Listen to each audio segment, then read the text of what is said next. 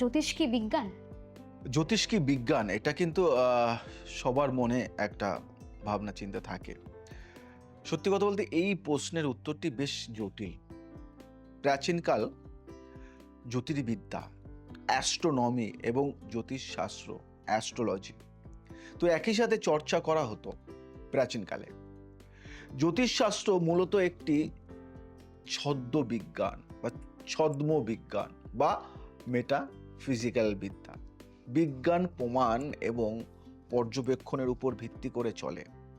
বিজ্ঞান পর্যবেক্ষণের উপর ভিত্তি করে চলে, আর জ্যোতিষশাস্ত্র চলে গ্রহ নক্ষত্রের অবস্থানের সাথে মানুষের জীবনের সমান্তরাল সম্পর্কের উপর। তো একে বলা হয় কসমিক কানেকশন। কি বলা হয়? Cosmic connection. তো বিজ্ঞানীরা যদিও একে সরাসরি বিজ্ঞান হিসেবে স্বীকৃতি দেন না, তবুও লক্ষ লক্ষ মানুষ বিশ্বাস করেন যে মহাজাগতিক শক্তি এবং মহাকর্ষীয় প্রভাব মানুষের মনস্তত্ত্ব এবং আচরণের উপর গভীর প্রভাব ফেলে।